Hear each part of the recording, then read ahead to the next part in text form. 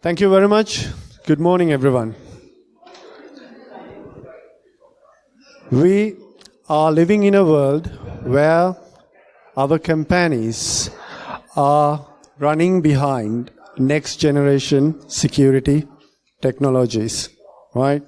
Practically speaking, we all know that the current technology or the next generation technology we are on about, not there yet to protect us from the cyber threats coming from the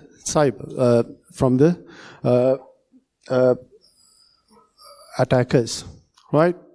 So with that thought, what we need to understand is security or cybersecurity is a shared responsibility. My name is Amila Perera. I'm a lecturer working at University of South Wales. I'm leading the Not to Fish project, and Jack Tabash is joining with me for the session. He's working as the senior technical developer for our Not to Fish project. And I would be really grateful for Bsides community giving us the opportunity to talk about something closer to our heart, which is about this project that we have initiated 12 months ago, and it's new, but we'll look at what we got to tell you in the slides. Right.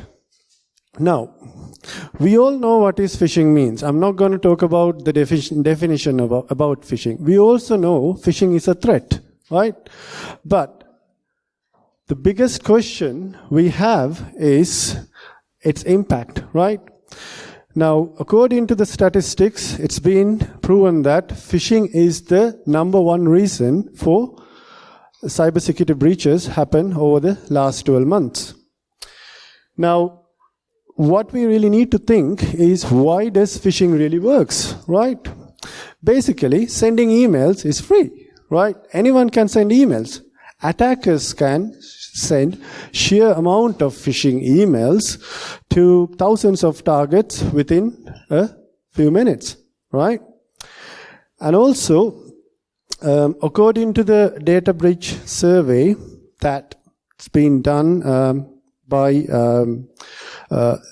Department of Sports and Culture, Media, 2019, that they have identified nearly 89% of businesses in UK are using email as the primary communication method to talk to their clients, right? And nearly 85% of charities are using email as their primary communication method, right? So, which means we have a bigger threat landscape, right? And it also means that just about anyone with an email could be a target, right? And also, right, phishing actually exploits the natural human vulnerabilities, right? Such as emotion, right? Or impatience, right? Those type of things. So when it comes to those type of things, right, people forgot about all of those things that they learn about security, or whatever the technical controls that you have implemented in your organization might not be enough to stop them clicking on that phishing link, right? Now, this has been proven by the phishing exercises that we have ran over the last couple of months. As you can see, right, more than 50% of the participants, right, clicked on this phishing link within or less than 60 minutes of the exercise that we have initiated, right? So it's scary because people just wanted to click on the link, right? And we also identified,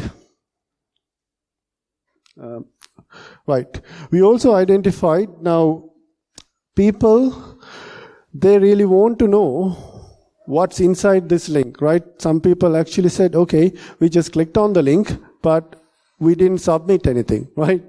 It's funny because you really don't know what's inside the link, right? Now, the problem is,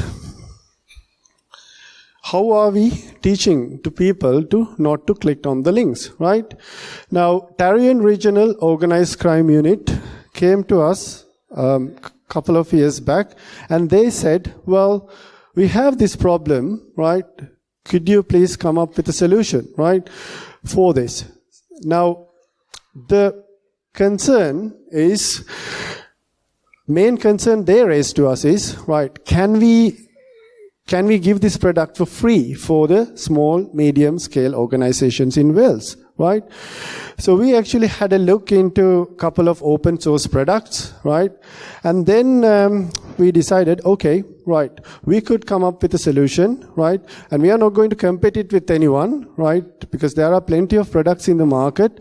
Well, the only issue is they are really expensive, right? Can we do something for the community? So we developed this product called Not to Fish, which actually run the phishing campaigns and also analyze the vulnerabilities on the people that actually needs training, and it also provides the training for those people, right?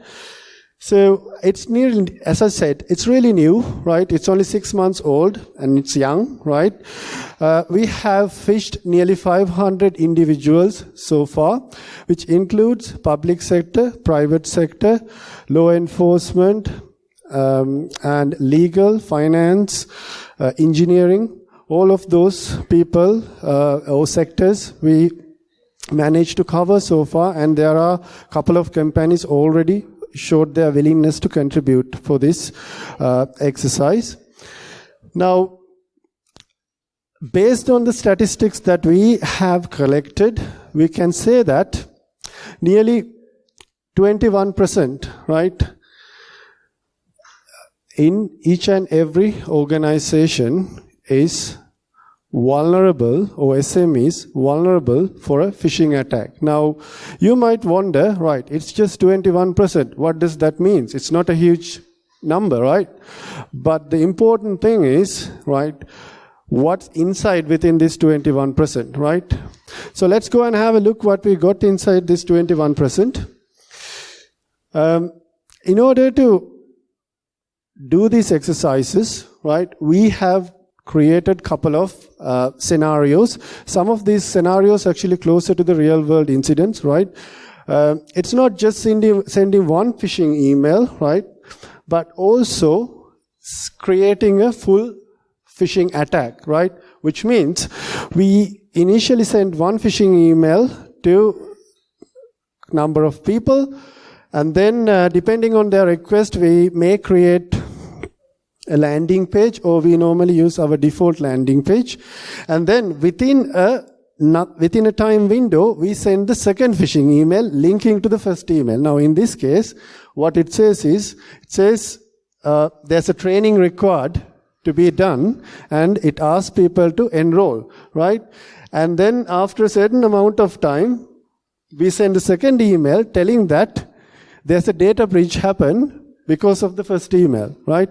Now, this is how things are happening in the cyberspace, because some people already know there's an ongoing phishing attack, right? Because of that, whoever did not click on the link could go and click on the second link, right? So we managed to capture some interesting data by doing this, right? It's really important to identify these weaknesses. It's not exploiting one person doing just sending an email. It's also creating these type of scenarios. Okay? So let's have a look what we got for you. We have identified 8 to 10 a.m., right, is the most vulnerable time period for a phishing attack, right? As you can imagine, people are normally checking their emails in the morning, right? And as usual, right, people see a lot of emails, or maybe at least 5 to 6 emails in their inbox waiting for them to read, right? And they are quite hurried to start their jobs, right? So they just open the emails and just quickly read those things, right? And as a result, there's a high potential that if somebody target this time window, that they could achieve a higher number of victims, right? And also, we have identified that about 30% of the management, right, in organizations are vulnerable for these type of attack vectors, and these include directors, CEOs, right? Any C-level jobs, right? CIOs, CEOs, etc., and senior managers, mid-level managers, right? Now, the question you need to ask is, right, it's just about 30%, right? But imagine how much of information they keep on their hand about the organization, right? If they don't care about these type of things, and if they lose these credentials, or if they're given these credentials for somebody else, right? Basically, they're giving a free pass for attackers, right? And now, if you actually take a look at the topic that we put into this presentation, the experience in running phishing campaign in Wales, right? So this is called whaling, right? Targeting the high profile people in organizations. And also, now this is a bit tricky, I'll try to make it simplify as much as possible, right? In my scenario, I told you that we have used 2 phishing emails, right? Can you remember that? Right. Now, in this case, we have identified that the number of users, right, clicked on the second link in the second phishing email, right? Most of them are clicked on the first phishing email, well, which is nearly 88%, right? Which means whoever clicked on the second link also clicked on the first link, right? So this is the problem we have, and these type of people really need something to understand what they're doing, right? And this is another interesting finding. Now, we ran these phishing exercises over the summer, right? Especially we targeted the school vacation time period, right? And there was a reason for that. We wanted to identify how many people are checking their emails while they're on the way, on their annual leave, right? And it's easier to figure it out because the inbox, or a couple of inboxes that we have used for this phishing exercise, we received automatic responses, right? And mentioning that they are away for a certain period of time, which is fine, right? And then we verified these automatic responses with the client after the exercise. So they confirmed that definitely these people were away when we were doing the exercise. And now 18% of people check their emails while they are away, right? Now, the thing you need to understand here is, right, they might not be in the country, they might be in somewhere else, right? They clicked on a phishing link, okay? They might not know what they have done. When they come back, right, all the data that they got, or whatever the information that they have given, been already stolen, right? And when they actually complain these things to their organization, it's too late, because attacker already know how long they are away from the organization, because it's already set in their automatic responses, right? So we actually raised this as another interesting figure for those organizations to encourage people to be aware of these type of things when they are going away. And 16 users out of 500, it's not a bigger amount, but these guys, right, they clicked on the phishing email more than twice or 3 times, right? So it's really, when we saw this, we wanted to figure out why people are clicking on the links. Why are they serial clickers, right? And then we find out that they wanted to open this phishing link using their desktop, maybe using their iPhone or maybe their iPad, etc. So we didn't ask them to do any test cases for us, right, opening our phishing page. But then we actually tried to contact those people and ask why did they click on the link, right? So the answer was really interesting. They said that they just wanted to, they said that they knew it is a phishing email, but they wanted to go and click and have a look what's in there, right? It's not funny, because if that link contains something automatically downloading into that machine, right, who's going to help them, right? I mean, these type of things is really serious. And as you can see, right, now, can we actually control, right, these type of people by implementing the next generation security technology we are talking about, right? Simply, well, the answer is no, right? It could be achieved into a certain extent, but it's about the attitude, right?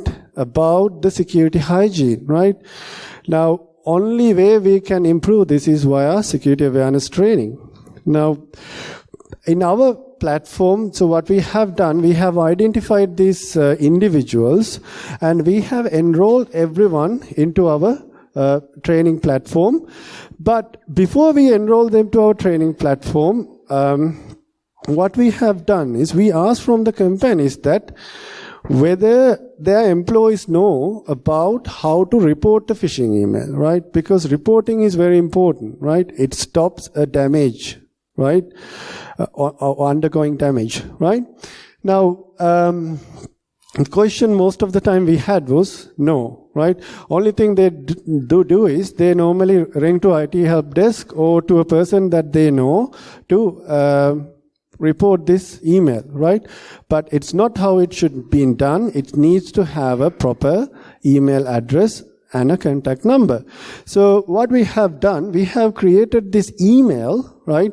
And we disseminated this email 5 days before our phishing campaign when we were doing it for those organizations. Now you might ask this question from us, that is there a impact of sending these emails 5 days before our exercise? Well, the answer is we haven't noticed any statistical significance on doing this before we running the campaign, which means clickers are still clickers, right? They did not care about this, but what we have noticed is there's a significant increment on reporting phishing emails correctly, and I'll talk about that later on. We also created posters for people or for those organizations with common phishing indicators. And we led them to put these reporting details in the poster that we have created. It's actually a soft copy, and they can put that information in the poster and they can print it and they can have it their own in areas, people where they work. So people can actually see this, right? And then we have identified nearly 17% people successfully reported the phishing email according to the way we ask. And it also tells us that 83% of people did not report it correctly. And right, this 83% means the people who clicked on the email, right? Now, talking about the training, we have developed an interactive training material for them with both English and Welsh. It's only 30 minutes training module, and people have done this and we have received a very good feedback from people, and which includes identifying suspicious emails, and we have created virtual inboxes for people to go and try these things, and they can go and look at the mail subjects, and they can look at the sender details, and actually they can go and hover over the links as well, right? And then we also encourage them to go and delete or keep. So those are the actually responses. It encourages people to do that in the practice, right? And we also created a knowledge base for public users, because if they are not coming from a company, they should be able to understand what this phishing means and how to protect from phishing attacks. So under Not to Phish website, you can visit this knowledge base. It covers the general things about phishing and how to identify phishing attacks and how would you respond to a phishing attack. And also we have included other free resources coming from third parties such as CPNI, NCSC, Google, those quizzes, everything we have included in here.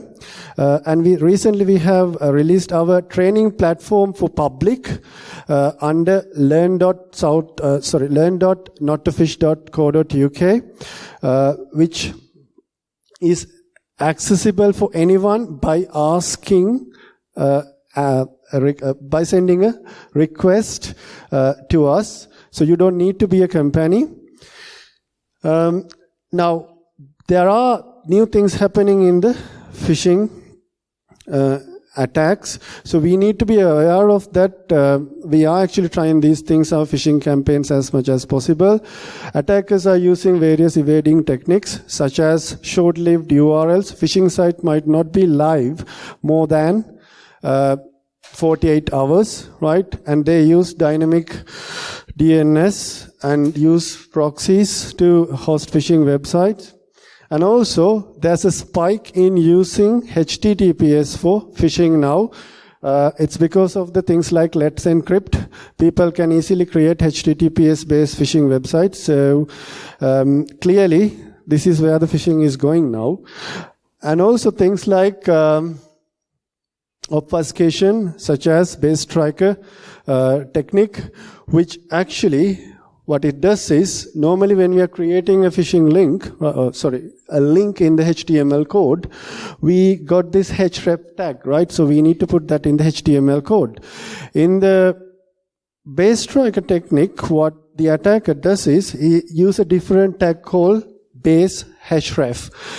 By doing that, he can split the link into multiple levels. Which means, if the spam filter does not know how to resemble the link, it passes the link and it basically passes the email to the end user, right? Especially Office 365, if they're running Office 365 without any protection, right, this is a vulnerability, right? And we have tried this in certain test cases and we know that it works, right? Right. Quickly go through with these challenges that we have noticed. Now, as you can see, right, taxonomy of a phishing attack is really complex. It's not just emails. Phishing can happen in many ways, right? Smishing or sending SMS-based phishing, right? Wishing, right? Ringing people and ask about phishing attacks, right? Ask about information. And when you actually interconnect these things, you can see the bigger picture, right? There is no solution available in the market which can accommodate to all of these phishing attack vectors at the moment. And we understand the problem, but we are trying to make our security awareness tighten. That's the only way we can do at the moment, but in the maybe future we could try to implement other things linked to our platform. And we have noticed a significant lack of engagement in completing training. As you know, training is the most difficult part, right?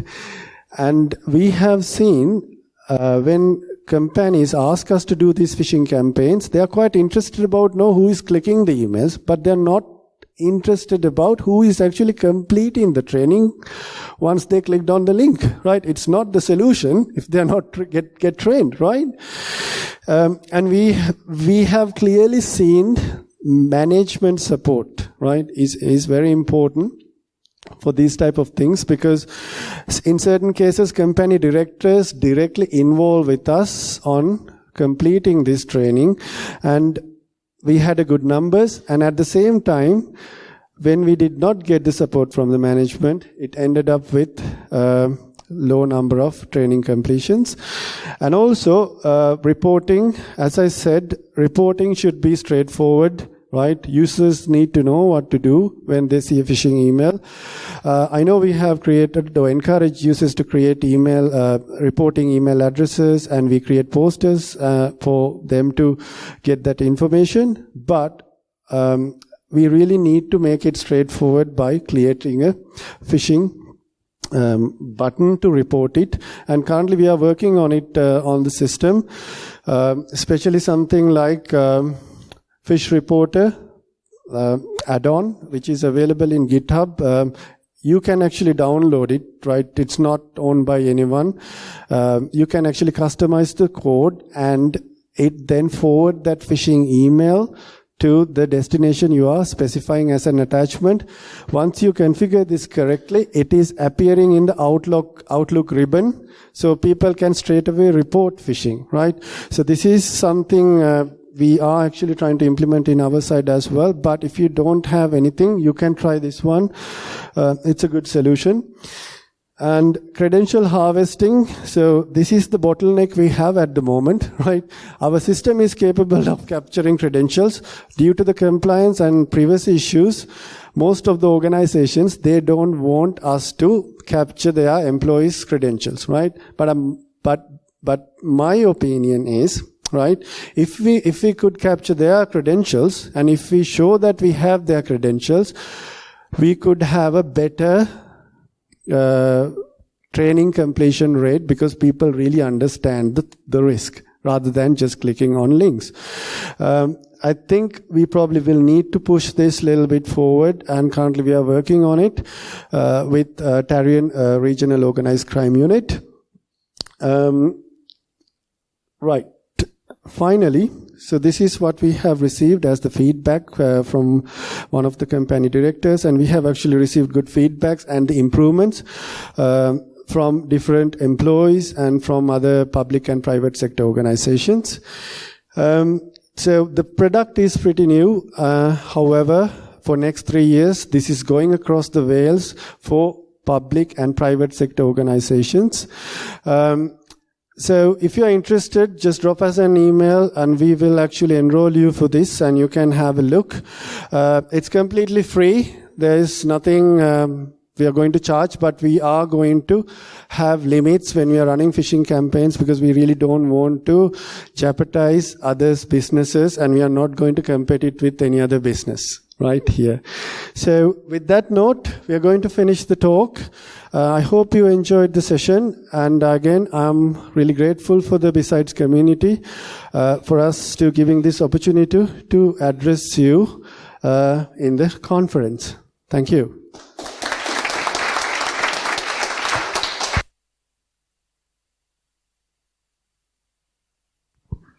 Okay, does anyone have any questions? Yeah. Or do we have time for questions? Very good. All right. All right. You mentioned the difficulties that you have into capturing credential and things like that with the data set. But okay, what would be the strategy then to get the buy-in from those organizations to actually give you access to that? That's the best part of it. Yes. Yeah. That's true. Yeah, I think it's a very good question. All right. So the question was, what are the challenges we have when we wanted to capture the credentials of the people when we are actually running these campaigns in the companies, right? Now, the challenge is, due to GDPR and other privacy laws, they are quite concerned about credentials, right? And they just wanted to make sure that these credentials, because people, you are using the same username and, well, probably the password for many accounts, right? So though they ask people to change their passwords, they are quite concerned about what about if they don't change the passwords in their other accounts, right? So they don't want to accept that risk. Therefore, it is very difficult for us to go into that avenue yet. However, from our end, what we can do is we can actually show the password, because we can actually capture it in the plain text if you want to, but when we're actually storing it, we can encrypt the password, or we can show the number of characters in the password. It's not a problem from our side, actually. It's the client to decide whether they wanted to come into that level or not. Hope I answered for your question. Yeah, so in short, it's more of a legal challenge than a technical challenge. Yes, we are outside. All right. Thank you very much, everyone.